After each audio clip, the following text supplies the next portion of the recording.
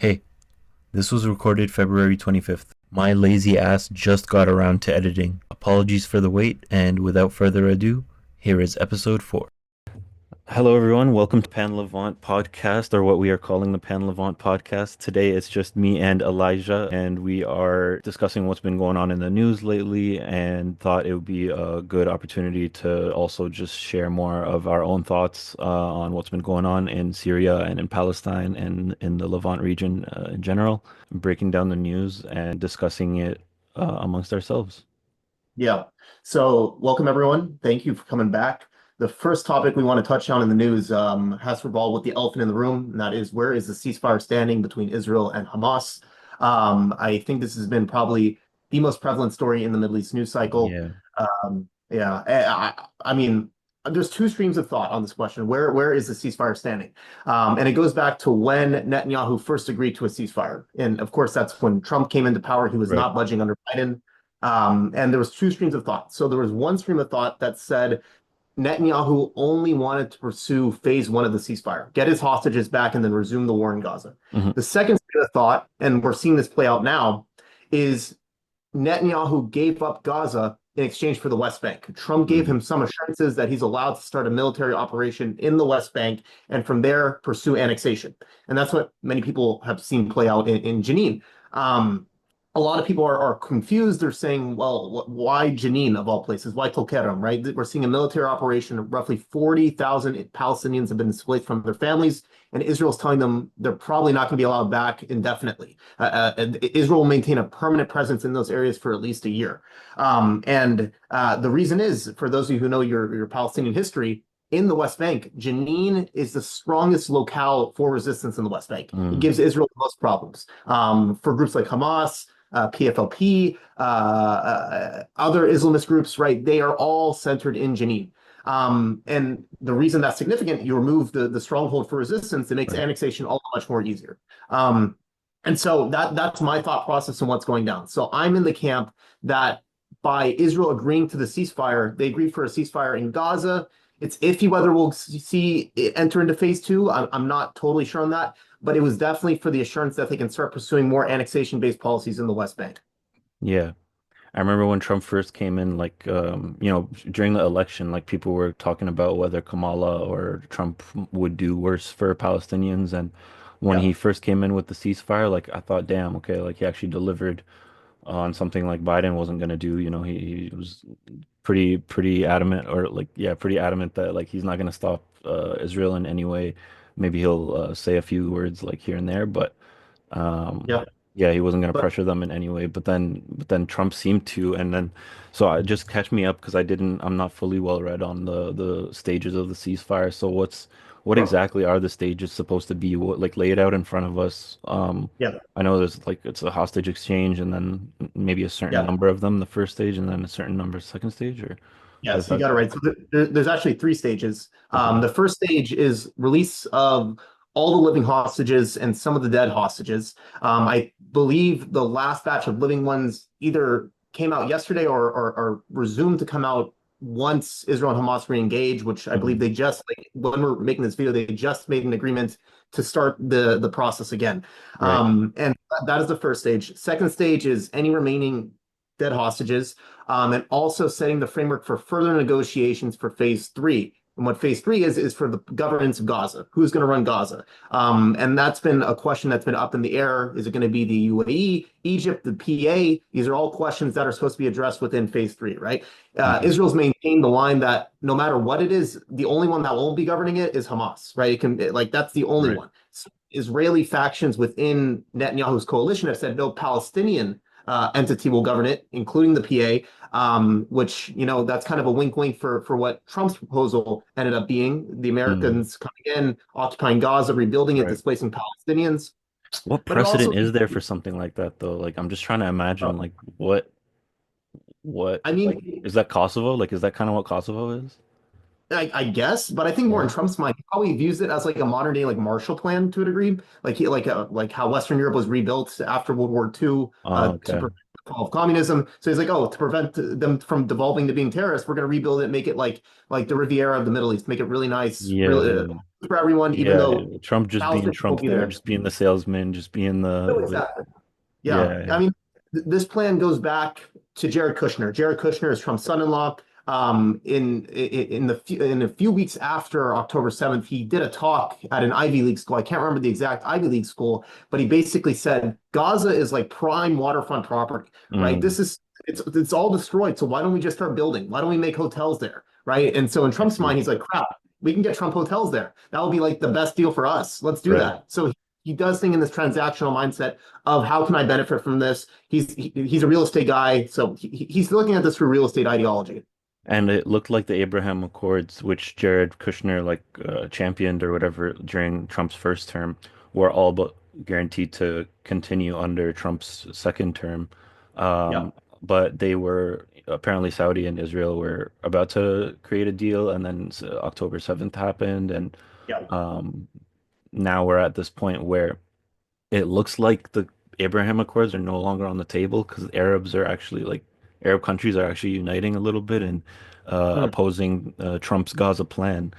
And so I think like Saudi has made it a point to include some state, like I guess the two-state solution as part Yeah. of Israeli normalization. And so whether or not that would be the avenue for a two-state solution or any solution to be implemented, like remains to be seen. Like, I don't know if Jared Kushner is going to go ahead with the Abraham Accords thing or if he's Hmm. kind of just making Gaza into a waterfront property now. Like, he's moved on to that instead. Like, he just wants to do that.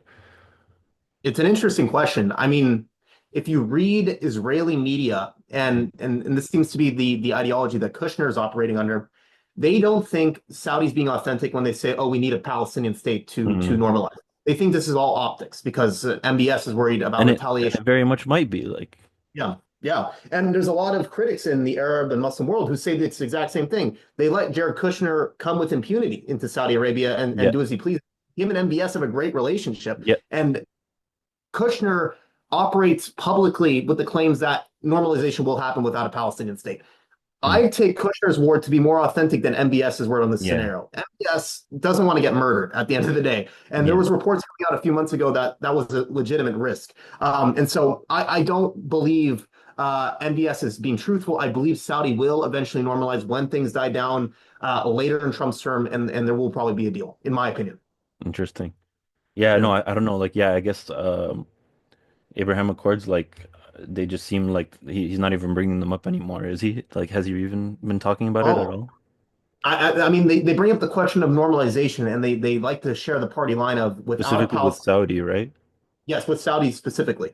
I think Netanyahu was asked about it recently in an interview, and he basically made the remark that, the Saudis don't actually talk about that as much as you like think they would about a Palestinian state. He Mm, said that's something more like for optics. And so yeah, Netanyahu admitted himself, like it's a front. It's a front by Saudi, and then we'll do it eventually. man, I hope Implicitly. but I Yeah. hope the pressure of MBS, if he were to normalize his people, would actually like revolt. I hope that pressure is enough in some way too to prevent a deal from happening that doesn't benefit Palestinians too. Yeah. And regarding like the hostage exchanges, so is the first stage living hostages and then or is it civilian hostages and then the second stage is military hostages or is it like, All how is jumbled. that going? Yeah, it's all jumbled. So I think all the civilian hostages were supposed to be phase one, but I think there were some militaries, Okay. hostages either dead or alive.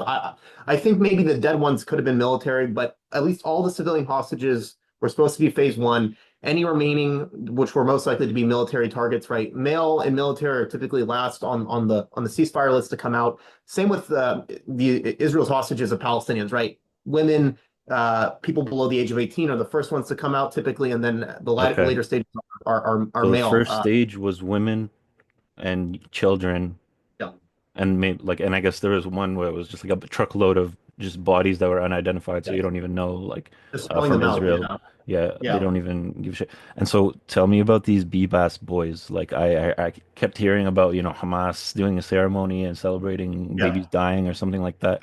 but I didn't see any outrage about the Palestinian corpses, like of like the Yeah. unidentified corpses. Like I saw a lot of outrage over two baby boys or something like that. Which please explain like a little more about that story because I don't know who B-Best boys are, but Yeah. I'm assuming it's those guys, those two babies. And then yeah, no outrage at all over the truckload of unidentified Palestinian corpses. I mean, there's insane selective outrage in this situation, right? Any child should not be applicable to be in this situation in the first place, right? Hmm. No one should be championing that, oh, Hamas is doing good things by even taking these children in the first place, right? Right. I Yeah. think we can all agree it's a bad thing. But the people who have spoken out against about the issue of the Bebos boys, like most of them, for, as far as I know, never have spoken up about the thousands of Palestinian children that have been murdered over the past year and a half. Hmm. I think the day after the Bebos boys, their corpses were returned to Israel, there was five or so Palestinian children, or sorry, that was today. So around a week after the Bebos boys were released, there was around five Palestinian children that were killed basically due to the conditions in the West Bank because of how cold it Right. was. And I haven't seen any Western media cover that. Mm. So very selective outrage. And on the issue of the corpses, yeah, that was absolutely grotesque by Israel. They were throwing bodies on the ground, saying, "Oh, take them!" Right? They're in Yeah. Gaza now. We held our end of the bargain, and that's how they played it off. And terrible actor on that stage. But the news that came out today, and this goes back to your point about the ceremonies, Hamas was basically doing like a little bit of a show before they released their hostages. Like political groups have propaganda campaigns, and Yeah. Hamas was engaged in a propaganda campaign.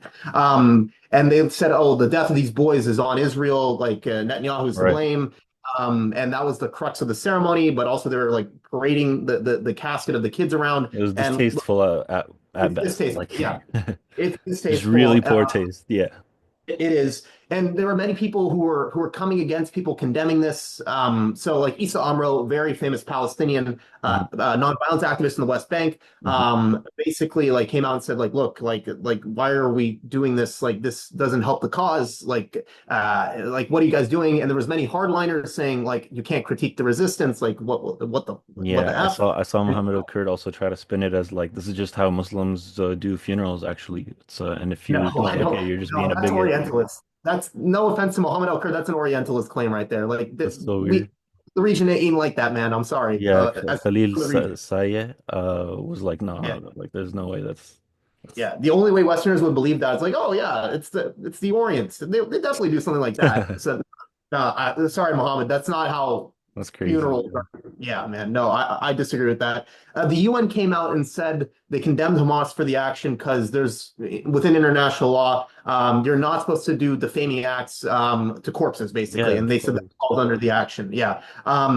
And so according to international law, yeah, Hamas should not be doing that. But the UN didn't say anything about Israel throwing the corpses of Palestinians on the ground to Yeah. Gaza. So again, selective outrage from the UN. Or the And two babies that froze to death in camps, right? five. Yeah, Yeah, five. five, Yeah. man. Yeah. Haven't heard anything about that. I all I'm asking for is every life to be valued equally, right? Mhm. Whether it's the Bebop babies, whether it's the tens of Of thousands of course. Palestinian babies that have been murdered, every life deserves to be sacred and deserves to be upheld to the highest standard. And Mhm. what we've seen in Western media, at least, is that's not true. Only one Mhm. side has been considered sacred, holy, and deserving of our attention, while the other side is dehumanized to a point of no return. And that needs to change either immediately or hopefully in the near future. Because I know my generation is seemingly taking the charge, but older generations have been championing the party line and been at a very aggressive stage when it comes to this issue, sadly.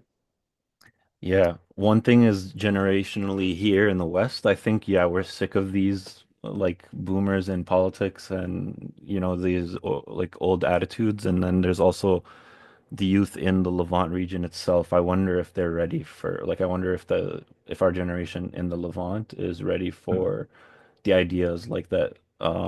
Like I know we're ready for freedom, man. Like everyone's ready to just like live in peace. Like we don't want to fight anymore.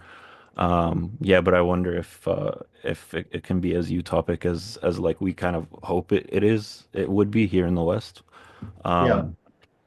Um, yeah, but switching gears a little bit, like Israel is so busy terrorizing Palestinians. I don't know how it finds the time um to also issue threats like Netanyahu was talking about. He doesn't want Syria, like southern Syria, to be militarized in any way at all. He says Yeah. like he ordered like the withdrawal of Syrian army entirely from Sueda and Daraa, I think, Yes. um, which was insane for the leader of a different country to say. Um, and so yeah, there's been protests held today, like in various cities across southern Syria and across the rest of Syria, Yeah. against Israel, against Netanyahu's claims of trying to protect the Druze or create a protectorate for the Druze. And yeah, and a lot of Druze leaders have stepped up and said like we reject these calls by foreign countries to occupy us and stuff like that. Yeah. Unfortunately, there also seems to have actually been some mobilization among the Druze in the south. Like I saw a military council that kind of looked suspiciously like the SDF logos. Like they had a Yeah. logo already, and they called themselves like the Druze Military Council or something like that. And like it was being promoted by a pro SDF page. So that is really freaking concerning. I hope it's a really small group and not, supported by the majority. Um, and yeah, what else was there? I mean, I think we should also point out, and this came out right before we started filming this. The government of Syria just announced that the government will have a monopoly of arms, and I think that's a direct response to what we've been seeing in the south, right? Mhm. Both to Israel's claims and by potential militancy by Druze factions who are not affiliated with the state. Mhm. And of course, maybe also to Was Kurt. that was that at the Yeah, National Dialogue Conference? I Yeah, so there's a conference I today in think so. Damascus for like the transitional government to, you know, to hold sessions and conversations about Syria's future. And Yeah, from what I hear, it was a little underwhelming, maybe even a little disappointing. But hopefully, like it's one of many to come, and they'll invite more people, and there'll be more representation in it soon. But for now, yeah, okay, I think, yeah, I think every country should like has a military with a monopoly of of violence course. over that country, and all we're asking for is like Great. for Yeah. all these like little groups that want to be militias to just join the army if they're so worried about like defending their state, like join the army and then be part of the Syrian army in your state. Like it's just about uniting under one banner. We don't want this idea of like ethnic or sectarian militias. Like why the hell do you need that if you're unless you're planning something like to mobilize with them to attack another group, or you're afraid of another group attacking them. And I feel like these policies based on distrust, like these are yeah, I mean they're toxic. They're not a solution. Like someone here, I'm gonna even share my screen to show this stupid picture. Um, Can I share? How do I even share screen here? I'm used to what's that thing called? Microsoft Teams. I'm not used to Yeah, yeah. Zoom Workplace. Mm. While you do that, is it okay if I jump in and make a Yeah, quick please. point? Yeah, go ahead. So I think it's also important to point out, and this goes back to what you just said, Israel's role in this is of a typical colonial power in the region, right? They're trying to divide and conquer. They're trying to Yep. say we are the protectors of the Druze, right? This is what France did back in the day with other groups in the region, like the Maronites, also within Syrian populations, to say we are the protector of this minority group, and so we have to come in on your behalf, of course, because we're so altruistic and defend you for your own good. And we'll fight the big bad, scary Muslims and Arabs on your behalf, right? And so that's Israel intent with this, of course, with their claim that south of Damascus, there will be no militarization. Their intent is to push a buffer north as far as they can. They're going to try and get settlements up. It's expansion. It's just plain old expansion. Yeah. That's what Israel wants. They'll dress it as pro-Druze to do it, but really it's just expansion. They want more land. That's all it is at the end of the day. And man, didn't they already also capture like some land in southern Lebanon or Yes. or is, Yeah, I think they did. They pushed it a little north. Yeah, and they're not leaving. They said they're saying they're indefinitely. 5 towns, I think. Yeah. they're just they're they're just clearing house at this point, like they're just like, oh, this is an opportunity of a lifetime. Let's grab Oh as much yeah. as we want and legitimize it later, that's what it felt like they were doing as soon as Assad fell. And it's pretty Exactly. suspicious, like even 2 months before Assad fell, they were already starting to build like they were breaking the ceasefire line and going like advancing inside of it. Yeah. And of course, nobody was talking about that under Assad, but now it's Yeah. become such a big issue that Yeah. Israel is occupying more and more land. But like, um, you know, this is how they want to start.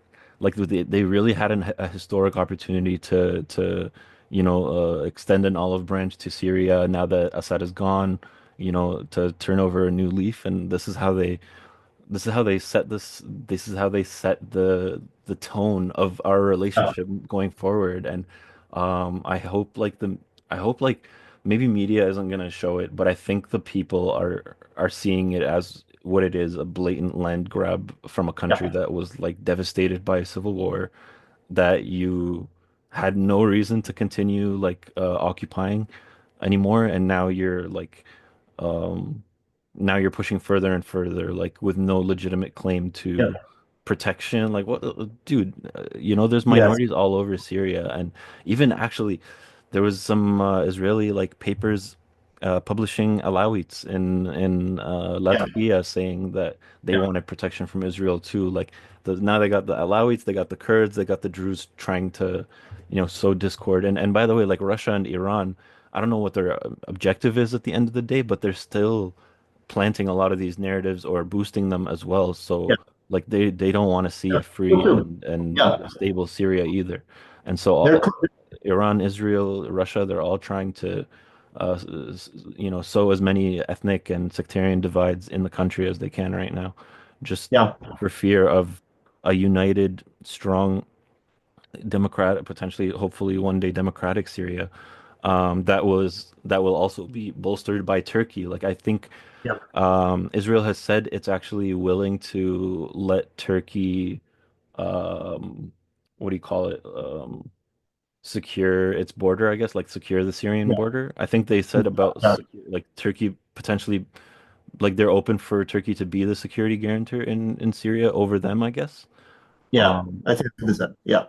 I Yeah. would be into that, man. If I mean, I hope it's not like I don't like I wouldn't want I don't want militarization if it's not necessary, but if like Israel insists on a presence in the south, like I would rather it was Turkish like The 100%. shift between the two. Of course, you rather no one, right? You don't want any Of foreign course, intervention. You obviously. have to pick one, obviously. But I Um mean, Turkey, they also have somewhat Ottoman ambitions, right? With Gaza, they recently said we should come in and take Gaza, and like they said it was Ottoman territory, so why can't we take it? I mean, they do have their own imperial ambitions to a degree, but but again, like, yeah, no, it's about, unfortunately, like, there is no anti-imperialism. A lot of the time, it's just yeah, about picking different spheres of imperialism that you would want to exactly. be in, and It's all. pragmatism. At the end, it's real politic pragmatism at the end of the day. Exactly, exactly. And at the best route is usually to have the imperialisms fight over you for your benefit, like I think Turkey Yeah, does play them pretty well. off. Yeah, Like try to it, be like Nasser, play them off exactly with yeah, the Soviets. exactly. And wait, did Nasser do that? Yeah, that was his whole thing with the Suez. He's like, who can give me the best deal for Mm, the Suez, basically. Yeah, I see. Yeah. for building the dam. Sorry, the Aswan Dam, not the Suez, the Aswan Dam. But yeah, Okay. yeah. And an interesting point about Israel and all this, they're taking advantage of the fact that the Syrian government wants Western sanctions removed, right? Yeah. And what's the best way to get to the West? Typically, it's through not fighting Israel. And so Netanyahu knows this. He knows, like, look, they're not going to hit back right now because they're in economic dire straits right now. And if we take a little bit of land, they're probably not going to fight back because they want the sanctions removed from the U.S. They want it removed from Western Europe. So look, we're probably going to work with impunity here, and Netanyahu knows this. So he's doing all he can in the short period he has to work with. And I wish that I don't know. I wish that at least there was a civilian resistance in the South right now appearing, like maybe not technically supported by the government, maybe under the table, but I wish that there was some sort of pushback in southern Syria against Israel. Like for all the things I hate about like Hezbollah, like at least they can say like, you know, they're fired up or something against Israel, but the most pushback I've seen is maybe I heard like there was a bit of an exchange of gunfire somewhere in the south recently, but also Yeah. like that someone like literally politely asked the patrols to leave, and they actually like left. Like that, but that was probably just one instance, and that's not. Most of the stories are nonviolent resistance from Druze. You're seeing protests come about. You're seeing just basic nonviolent resistance tactics, Hmm. but I don't Hmm. think any violent resistance has come about specifically. But that's, Exactly. I think that's to the benefit because Israel's looking for a little excuse to go ham every now And and we then. don't, and I know, like, but it's just still like a principle thing. Like, you don't just stand by and watch it happen. Like, I don't Of know, course, that of still, course. I feel like Yeah, even if we know we'd lose, we should still fight, you know? yeah. Um, It's an honor thing, and most people I think in the West don't really understand that to a degree. yeah, and dude, like the Druze are all about that. Like, they Yes, believe in the big honor. They that. will not be humiliated. They'll not be shamed, you know? Yeah, yeah, 100%. Um,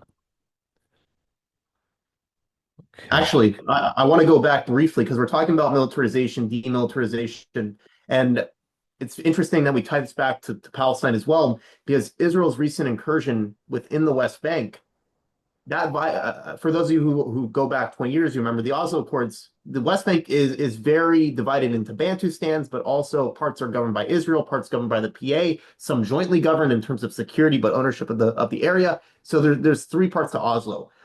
There's Area A, which is completely governed by the PA. Places like Jenin are like Area A, and the PA controls the entire military apparatus of the town. Security is governed by them. If someone needs to be arrested, if they're even if they're Palestinian militants, the PA is supposed to deal with that, not Israel. Hmm. By Israel sending tanks in, which they haven't done since the Second Intifada, they completely just said the Oslo Accords are like done. Like they don't care about them anymore. And so for those of you who care about a two-state solution, I've never been a supporter of the two-state solution.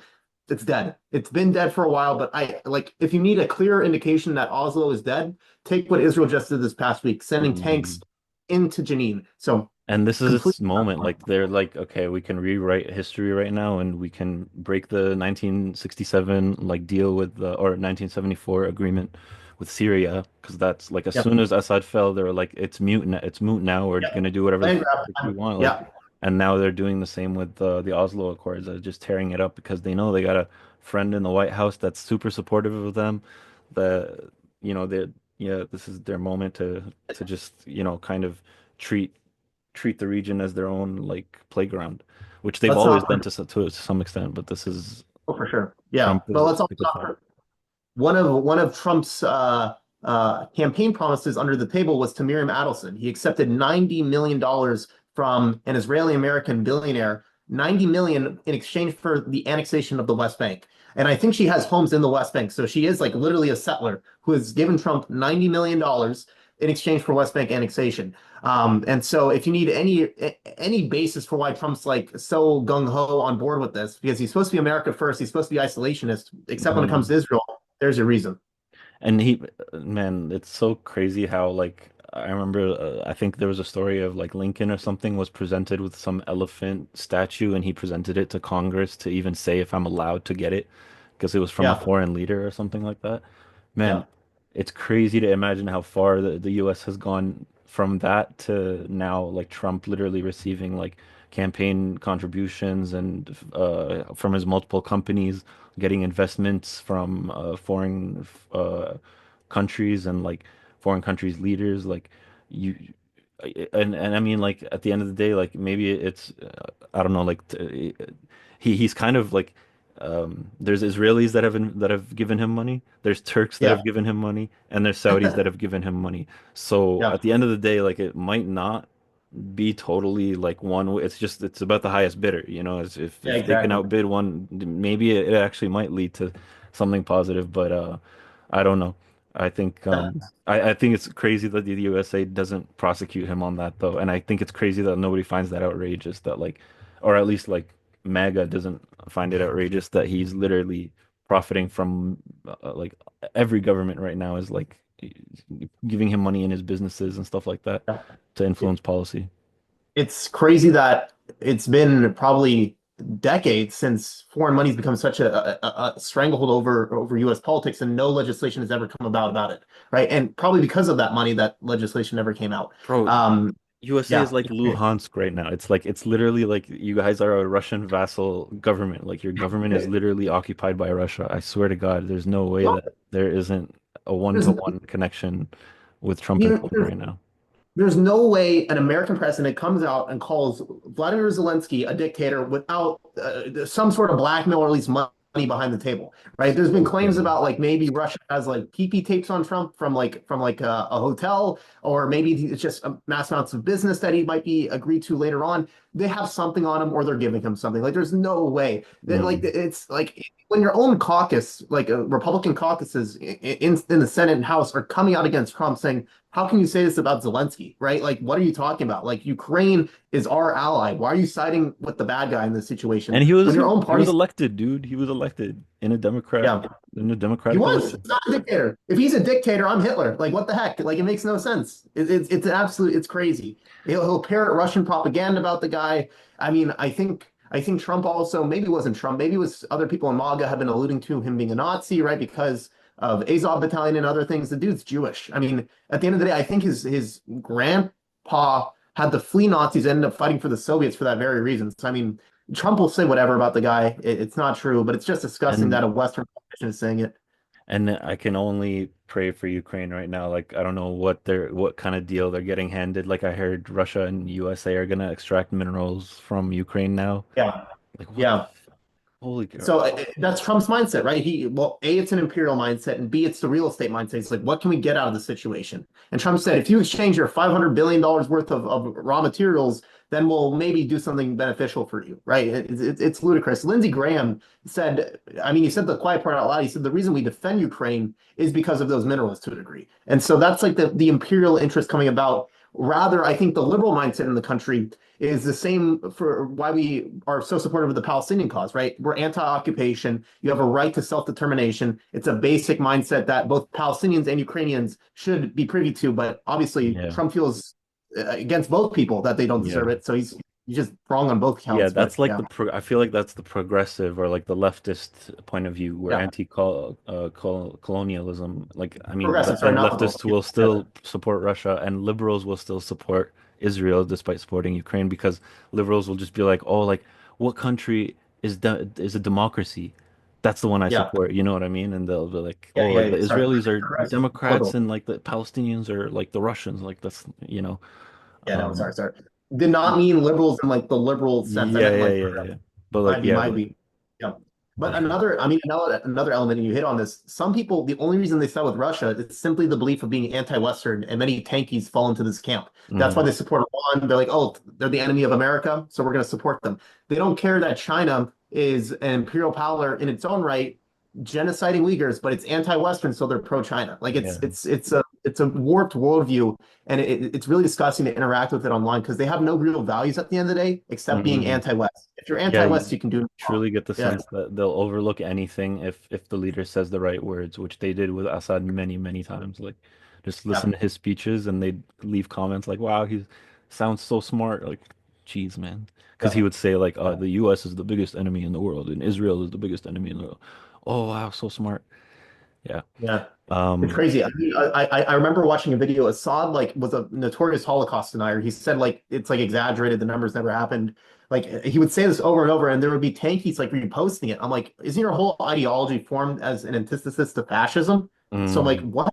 Like it makes no sense. But that's what we have to work with in this freaking world. But yeah, yeah.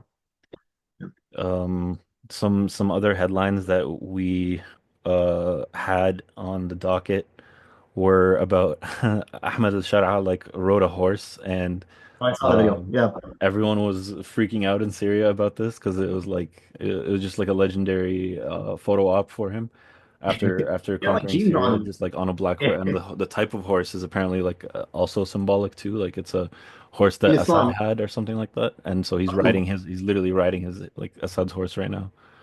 Interesting. I thought there was also like a religious connection because I mean I'm not well versed in my hadiths, but apparently like there's a hadith about like a black horse or something about like Oh, some like the as I or yeah I'm not something sure. along those. I When haven't heard. Issa's coming, I think maybe there's a horse or something that's supposed to be black. I Yeah, think like the biggest thing was just that like Arab conquerors on horseback. It's like an idol thing. I don't know. I think it's like yeah, it had people going for a while. Yeah, dude, there's also Nasrallah's funeral that's Some of those been videos. Yeah. I don't know if it happened yet or if it's happening on Sunday or something like that. I thought they already had the ceremony. Maybe the ceremony was for other officials killed, but I saw like crazy images coming out of I think it was in Beirut, right, where this was all going down, I think and so it too. was like, thousands of people. Like Hinkle, if you know that guy, who's like a Yeah, dude, really all like, the grifters of the world bro, all of them treated went, this bro. as Oh my their God. Mecca, you know? Oh my God, bro, keep them. Don't let them back. Like, oh my Yeah, God, for real. bro, I made David a joke, Miller and was this there is too, and I wouldn't be surprised if yeah, Rania Khalek shows up, but she's actually Lebanese. Like, the worst of the worst, bro. yeah, Yeah, bro. The whole gray zone squad should pull up, honestly. yeah, Like for real. it's yeah, bro. Oh my gosh. Yeah, I mean, the worst people on the planet in one room. And if you need another reason to hate Hezbollah, I mean, there it is. Well, apart from all the atrocities they The did in people that Syria. love Hezbollah are some shitty, shitty people for sure. Yeah, we also passed the anniversary of Mary Colvin and Remy Ochlik's assassination in Syria Hmm. from when they were reporting on the war in Yeah, Homs in 2012. yeah, There's this guy called Nir Rosen, which used to work for Al Jazeera, and then went. He used to be like pro-revolution, and then he went kind of Assadist, and I think he's one of the people accused of giving Assad the coordinates that killed Mary Colvin. So yeah. hopefully, we can look In the forward just to, bringing him to justice and bringing the people who snitched on Mary to justice. Like, because there's so many there was a snitches among trial. us, man. There was a trial, I believe, in 2012 in the U.S. that held the Assad regime accountable for her murder. I believe the family was entitled to around $300 million. So obviously he would never pay it because it's in Right. America, but it was Yeah. very symbolic, of course. But I would love to see Rosen also brought the trial because he was not addressed in the trial, but he was indispensable in her murder, and he Mhm. definitely needs to be brought to justice. And it's Yeah, despicable man. that he has. Yeah. Yeah, no, it's all but like guaranteed. Assad definitely ordered the hit on her and attack, and he was the one that like once he found the coordinates, he bombed the house that she was in, and she was killed by him directly. And And Remy Ochlik too. it was strategic timing because I think the first time the Assad regime admitted they also had chemical weapons was later in 2012, right? And so, I mean, she would have been on the forefront of that. She would have been on the forefront of Hmm. reporting about the chemical Yeah, weapons attacks. So they probably had this in their mind about what was to come. And, she was exposing the most yeah, scathing parts of his attacks, that he was just attacking civilians, not military, not yeah, terrorists, like literally civilians, hospitals everyday and stuff people. like that. Yeah. Yeah, yeah, Um, yeah, absolutely, brutal, man. Yeah, Another headline I picked up was USA CENTCOM Central Command.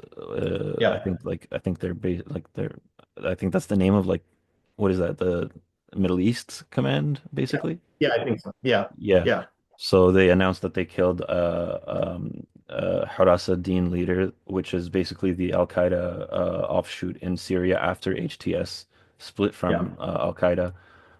And what this shows is there's still like intelligence sharing from the Damascus government to Washington to some degree. Like they're yeah. still cooperating on counterterrorism, and hopefully that continues. Like I think That's a good thing. I don't like Yeah, cooperating with USA any more than like anyone else does, but I hope that they continue to partner with the Damascus government rather than consider like SDF as the only one capable of fighting ISIS or whatever, which is like yeah. ludicrous. And I keep seeing that propagated as if Kurds or SDF are somehow uniquely fit to Yeah, fight again, ISIS when anyone else could be, you know? extremism. Yeah, man. I mean, it's also, in my opinion, a symbolic victory because a lot of the propaganda war that was going on during the revolution that HTS is Al Qaeda, right? And I mean, me and you were at the forefront of saying no, they broke off from each other. HTS has fought Al Qaeda actually, and they're Mhm. not friends at all.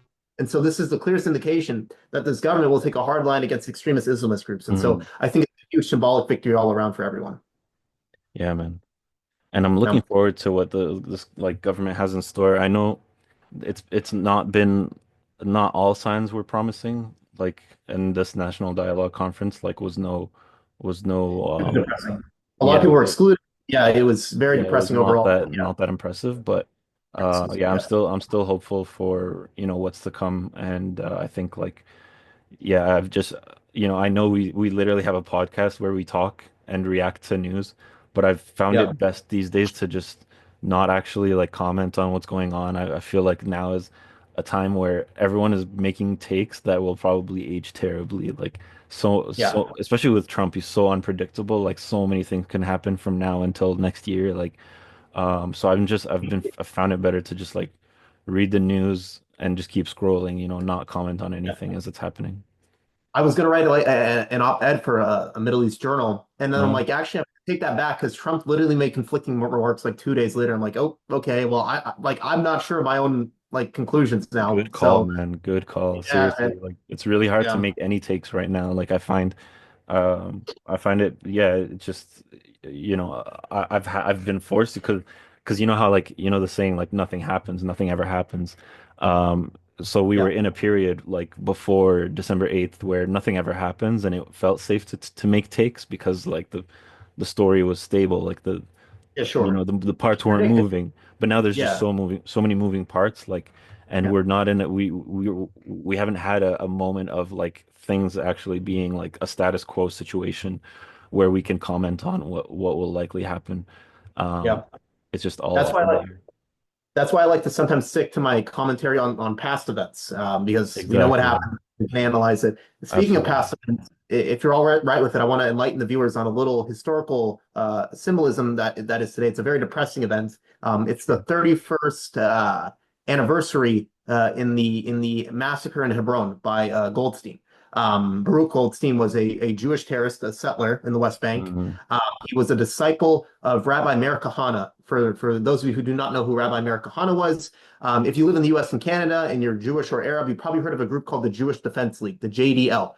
They're an extremist Zionist group that is labeled a terrorist organization by the United States of America. They were notorious for beating up Arabs and Muslims in America. Brutal, brutal organization. A lot of their leadership was exiled, and so they went to Israel, where they found safe passage.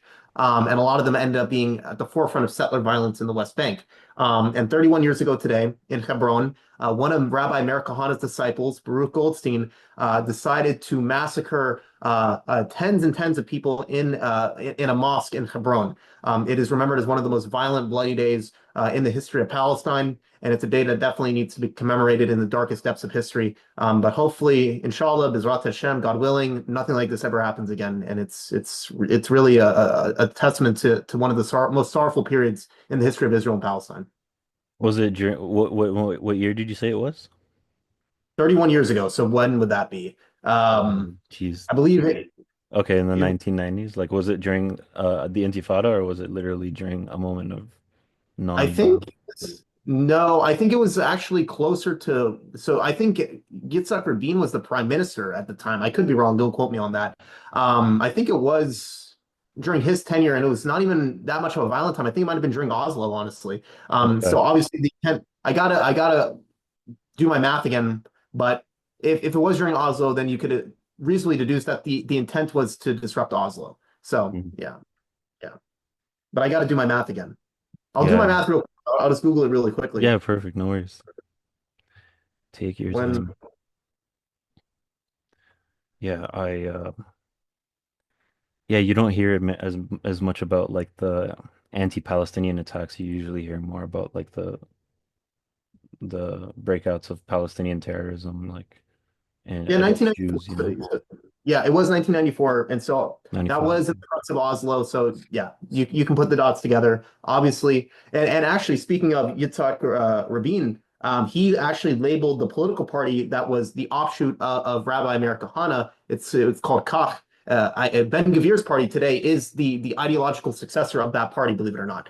Yeah. So his roots. It was labeled a terrorist or a pro-terrorist organization by Yitzhak Rabin and was banned. And any Jewish group at that time that espoused anti-Arab death threats was labeled as a terrorist organization. But Netanyahu has slowly walked back those lines, and now the Jewish Power Party, the Otzmat Yehudit, as it's called in Hebrew under Ben Gvir, is allowed to enter politics. And they've slightly changed their rhetoric, but they really haven't. It's the same goals at the end of the day. And that just shows you under Netanyahu how much things have progressed. Mm. Yep. Yeah, I mean, I don't know how we eventually reach you know, I don't, yeah, I don't, two-state solution or one-state solution. I don't know where or how it gets to the point where we arrive at Jewish and Arab peace in the Middle East, but Yeah. I don't know if like I would hope to I wish to maybe live to see like a liberal administration in Israel someday. Yeah. Like see how different that would even be, but I doubt like it would No. actually change very much, right? It'll never get to that point. I mean, Israel is in the later stages of what most empires experience in its most violent and regressive Yeah, form. So that's why we're hopefully. seeing Hopefully. inshallah, and that's why we're seeing the most fascistic form of Israel take root right now. Yeah. In Yeah. terms of what's most likely to happen, if you were to ask me, I think we're going to see a lot of darkness before we begin to see light. I think annexation is a likelihood. And what we have to fight for amid annexation is Palestinians staying on their land. Because then the transformation in the struggle changes from one of national liberation to more of a civil rights struggle, right? More on the lines of Mm, what MLK and Mandela did. And that allows Palestinians, hopefully down the road, to get voting rights in that country, to get national civil rights. And so they can also get political rights. And through that, they can get voting rights. And from there, we can transform the state away from a Jewish supremacist iteration to something that mhm. equally represents all the people in the land, whether they are Jewish or Arab. I don't think the solution lies when we're talking about a one state solution in a joint Jewish and Arab state. I think the solution lies in a single identity in which Jews and Palestinians view themselves as full and equal participants in the same Exactly. identity. Yeah, And for I think sure. that applies for the wider Levant. Hopefully, that notion can expand across the Levant under a pan-Levantine identity. And we've discussed this a lot on the podcast. We can call that Canaanite. If you want to go back to the southern Yeah. indigenous peoples of the Levant, you call it Shami. If you want to go back to the northern portion of the Levant, whatever you Or want to we call all it. call it what we like, and then but it exists as a single entity that we all love and share Yeah, together. yeah. And maybe, maybe if somehow that were to become a thing, like it would make any discussion, like if it happened before Palestine was freed, maybe it would Yeah. make any discussions about a two-state or one-state solution obsolete. But I don't think there's Exactly. any forces It would out just go there over that. vying for it to happen.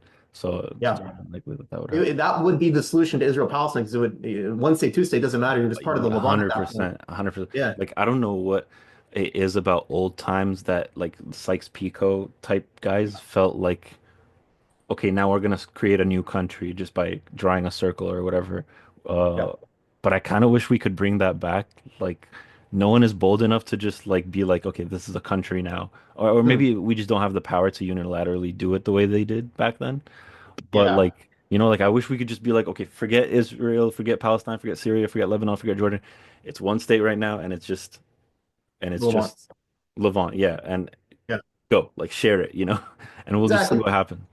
We have an easier job than Sykes and Picot did because at least we have like a natural territory to define our borders rather than this random lines on a Yeah, map, right? of The Levant course. is a natural contiguous territory, and everyone was pretty But decently but connected this idea historically. of just suddenly changing things all Yeah, at I mean, once, you know? yeah, I wish we had that power. I mean, that is the goal. I mean, that is the reason for our movement to at Yeah, least sow the seeds for that vision, at least to take root in the future. But that would be one hell of a goal if we could pull it off.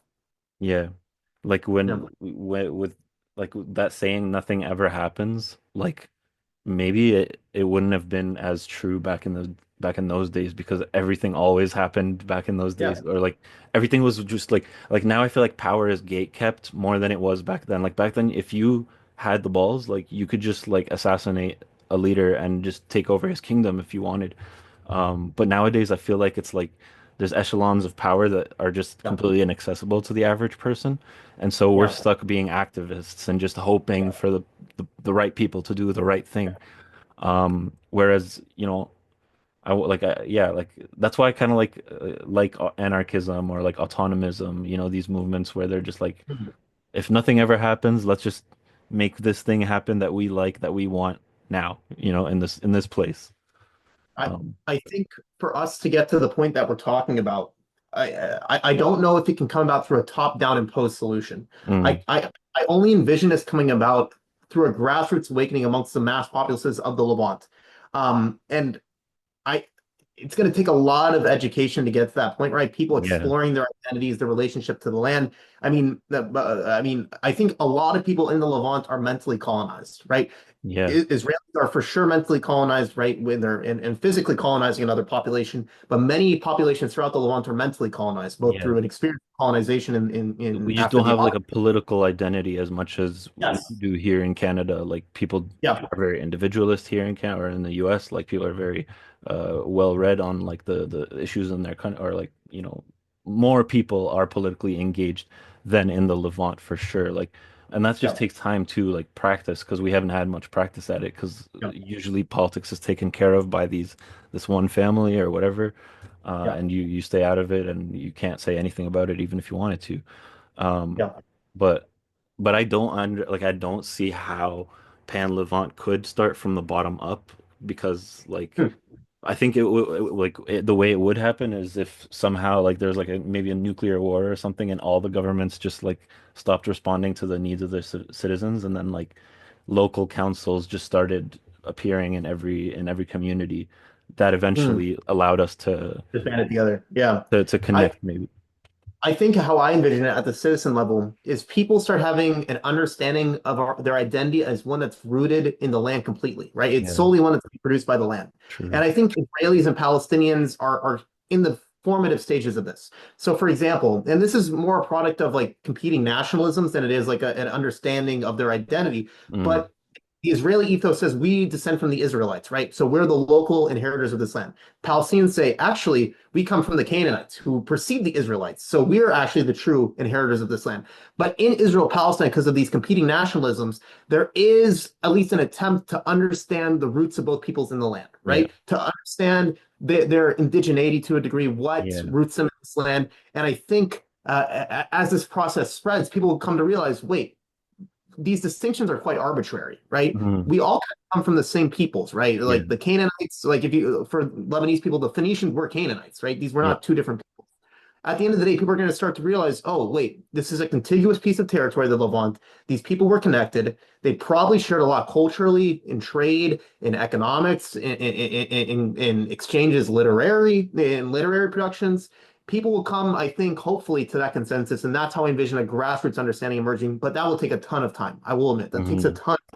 But And it there, would and it will take like a change in culture and like valuing indigeneity. Like I feel like yeah, modernization and the nation state made a lot more people flee like the rural countryside to go to the big city where they can get a job. yeah, And with that came this sort of like snobbery looking down at people in the rural communities or like yes, thinking seeing definitely. them as like Yeah, less educated and stuff like that. And it's the same with yeah, every country. Like, but in Syria, like the rural countryside are usually people who live the same way that people for thousands of years have lived. You know yeah. what I mean? Like very minimalist and like a relationship with the land because they're usually farmers and like they Yeah. herd animals and I think this culture change like would be pretty valuable for us if we valued like the Bedouins or the Yeah. Assyrian or Aramaic speaking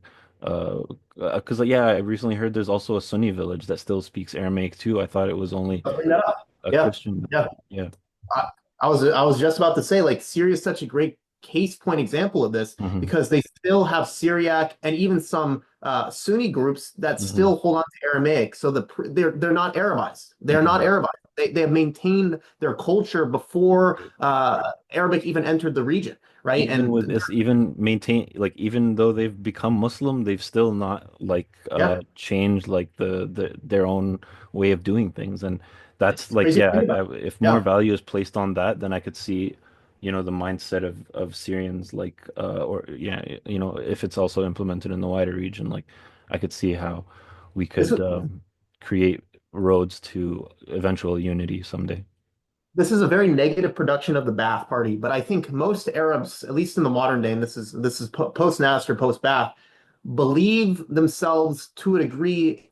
They jump into the myth that all Arabs have a primordial connection to one peoplehood, right? They like their ancestors were Arabs since time immemorial, right? And that's not really true, right? I mean, your ancestors probably spoke Aramaic. Before that, they probably spoke Ugaritic or a Canaanite language or something along those lines.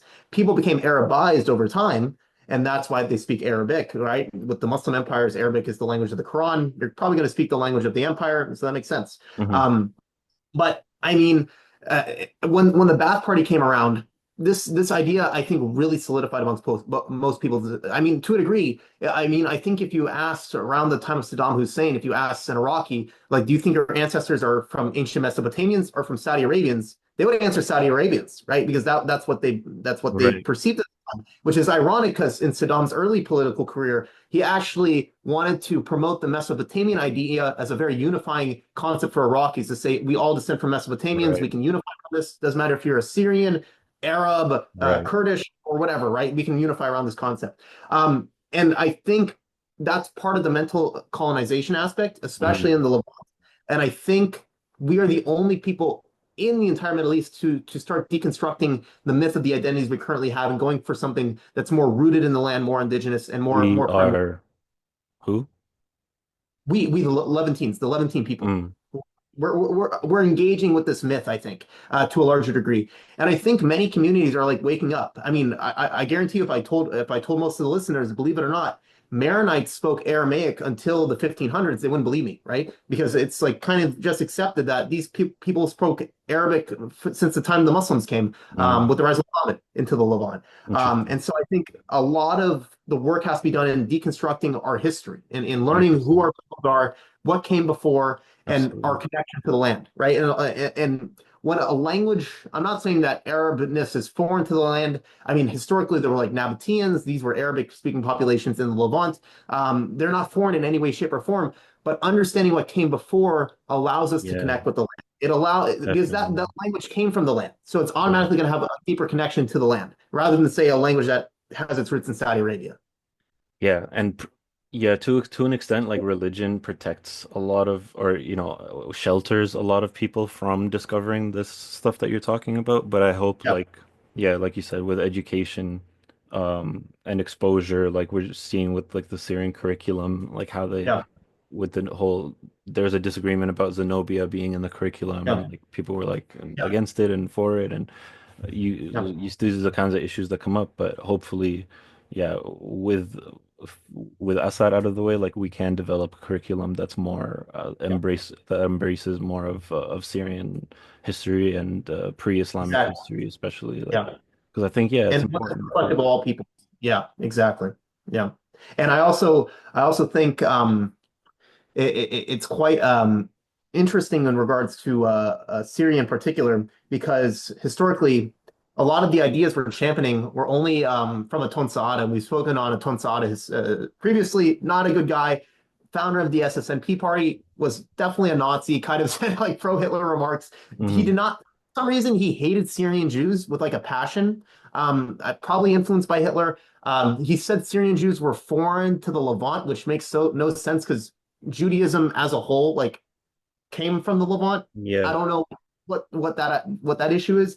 Um, but I mean, a lot of our ideas kind of have like the roots in that pan-Levantine ideology. But at the same time, we have to make the distinction because, to a degree, Aton Saada wrote about this a little bit, but he wanted to force people to speak Aramaic, right? To be Arameans. He thought of the ancient Levant as Aramaic speakers. We don't want to impose a new hmm identity upon anyone. If you speak Arabic, speak Arabic. You speak Hebrew, right? We'll encourage that in schools. If you want to speak Aramaic, we'll provide the resources for it. Yeah, But you do not want to be a coercive power, of right? course. And Yeah. there was a group in Israel called the Canaanites. And they wanted, and we call ourselves Canaanites too, to a degree, but they wanted everyone to speak Canaanite languages. We don't want to force that. Like that's not a good way to get people on board with anything. Yeah. Let people retain their current identities, but just emphasize their roots in the land, hmm emphasize their deep colonial identity. You don't have to force them to change, but emphasize their history and do that through education. Show it through language opportunities. If they want to speak Aramaic, Canaanite languages, we Yeah. can provide resources, but Like don't be forced. get them on the constitution as one of the official languages of the country, and maybe put up signs with English, Hebrew, Arabic, and Aramaic. Like, yeah, that's fine. I like that. Like that's Yeah. But getting people like to forcefully speak it, yeah, it's a little extra. And it Yeah. feels like it's like I don't know, yeah, like language does help to a certain degree, but it's Yeah. just so Language-based few identity. people speak Yeah. it that it's not Yeah. realistic. It's not, yeah, it's a little crazy. Language shapes identity and it shapes how we think. The fact we're speaking English inherently limits what we can think of by the Yeah, fact that this is our language, right? So definitely. certain ideas would be foreign to us because this is the language we're speaking in, and we Yeah. can't comprehend other identities and the languages that they speak because it's just foreign. But I mean, Hebrew, Aramaic, Arabic are all such similar languages. They're Semitic languages. True. That's not as much as an issue, I think, over there. And so I guess, yeah. I think And a that's lot of our definitely expressions are probably like the same too. It's not like it's like English and yeah. Arabic. Yeah, you could definitely notice how like their expressions vary a Yes. lot. Like, you know, like there's some words in Arabic that there's genuinely no English translation for. But I think like Arabic and Hebrew, since they're so like historically rooted Yeah. similarly, like I think yeah, like there wouldn't be as many differences like that. Yeah. Come on. Should we cut it there? I think it's gonna. Yeah, Oh I'm wait, happy with that. I have we do no have issue one with more that. topic to cover that we didn't cover on the list. If we want to cover it, it's a funny topic. It is the return of Syrian Jews to Damascus.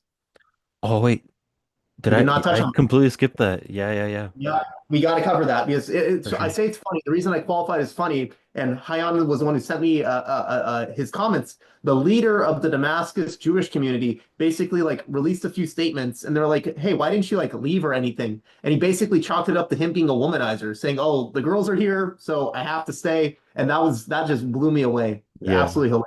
Yeah, but it is a So, beautiful sight. Yeah, a lot of Syrian Jews are returning. Most of them lived in either Brooklyn or Israel. I think the ones from the Northeast in America are taking the forefront and returning. yeah. And so it's a beautiful sight to see.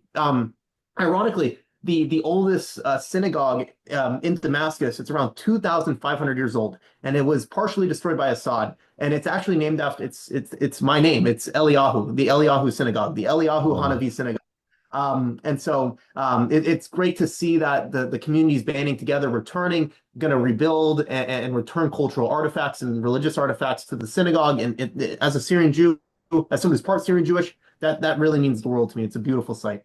Yeah, and it's really exciting to see. I hope it's not just like a press op or something like that. I hope they genuinely are Yeah, the returning and West. living Yeah. there. It's not like a vacation or something because I want Syrian Jews to come back even from Israel because that's a huge loss for Israel when you can prove that oh Jews Yeah. can actually cohabit fine with Arabs, you know, like it's not a big deal.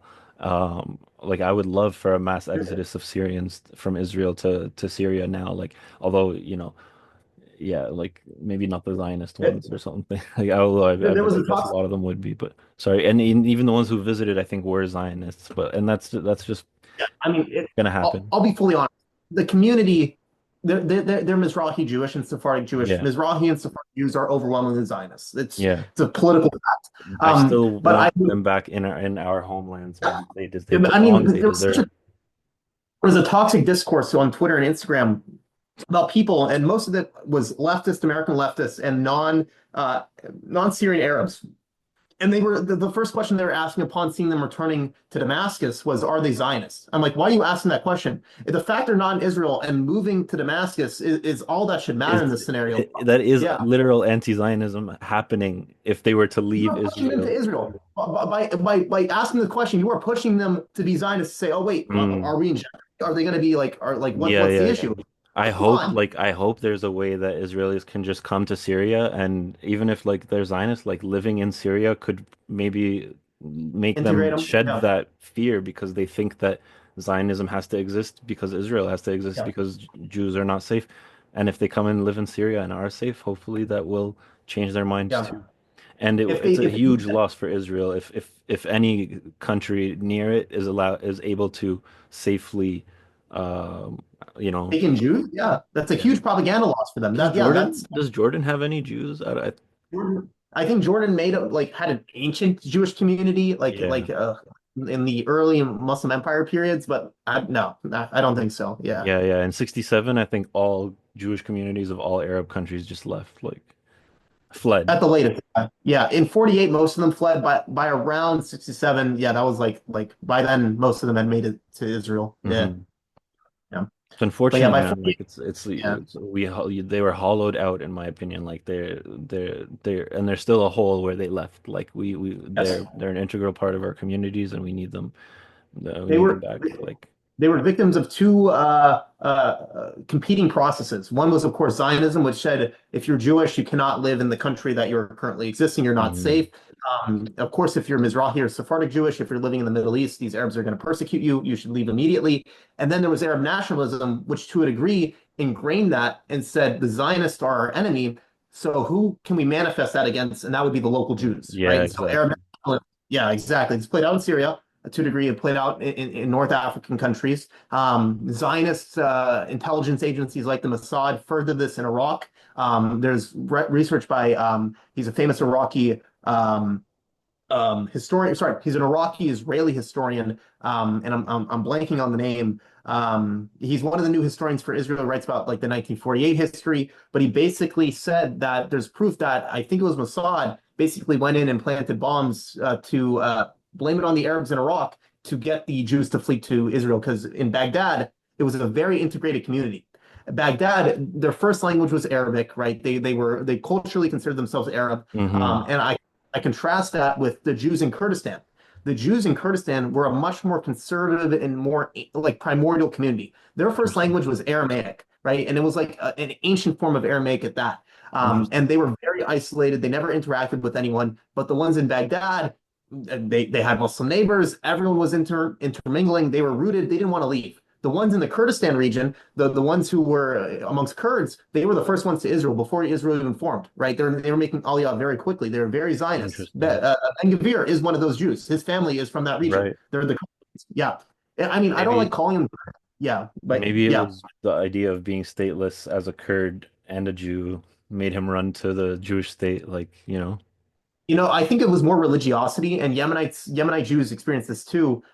They were some of the most religious Jewish communities. So once like Israel basically said, "Hey, the end times is coming, like the state's being formed, Mm, get on over here." Them and wow. the Yemenite Jews were the first two Jewish communities in the Middle East to boogie on over because they were the most religious, and they believed that it was the end times.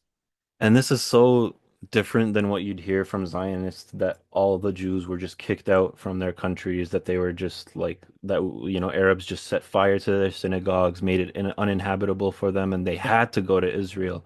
Like, no, there Yep. was many, many mixed reasons why, and it's way more Yep. complicated and nuanced. Yeah, I would say before the intervention of European powers, the animosity between our two peoples, except in Shia-held places, Shias have always had a religious beef with Jews because we're considered ritually impure. So remove Shias from the equation. In Sunni-held areas, historically, Jews and Muslims were fine. It was only with the intervention of European powers that that anti-Semitism emerged in the region. It's a European phenomenon against Jews, and that's the only reason Arabs started to understand it. And it was really when colonialism became entrenched that anti-Semitism really took root. So, for example, in Iraq, it was only when Iraq had a Nazi-aligned government that they started really persecuting Jews. Until that Mm. point, Baghdad was the most liberal, safe space for Jews in the entire Middle East, arguably besides like Damascus. It was at the forefront of Jewish-Arab coexistence. It was a great place. But once Europe gets involved, that's when things begin deteriorating. Same in the Levant. So, just Yeah, sad fact. Vichy Yeah. Frank occupied Syria at some point too. Yeah. Yeah, yep, they did. Yep. Every French stronghold that they had imperially in the region, either through a mandate or through like Algeria, where they just like literally annexed it. Once the Vichy regime took over, they inherited all that. Hmm. So I mean that like that scared Israel. I mean, then it was called the Yishuv in Palestine, the settlement in Palestine. That scared them because now you got fascists on your doorstep. But yeah, Hmm. they inherited all that, and a lot of anti-Semitism came in the region through that. Yeah. Yeah. Yeah, brutal fact of history. And But I like, sorry, go ahead. I was just going to say, thank God we're starting to see the process getting reversed and Jews are finally returning. So hopefully that could be Yeah. a permanent trend. I feel like Yeah. the ways that people would have discussions like we're having right now, it Hmm. would be in a forum like the SSNP, unfortunately, or it would be in a Sadly. forum like just among Zionists, for example. Like, Yeah. I like that I like that we're trying to decouple Pan-Levantism or then Yeah. from the Antun Sadek crowd and Yeah. from the Jewish like Zionist kind of crowd. Yeah. And I hope that, with this podcast, like our listeners can also spread this idea that, that we can all live side by side as brothers, not others, and yeah, like a better world is possible, and it doesn't have to look like the SSNP wants it to look. It doesn't have to look the way Israel wants it to look. It can look the way the indigenous people of Levant want it to look. Yeah, Yeah. We're free to take the good ideas of parties and remove the bad ones and exactly. something Take the new good, and leave the bad. Yeah. yeah, something equal for everyone where we can all be full and equal participants. That is the goal.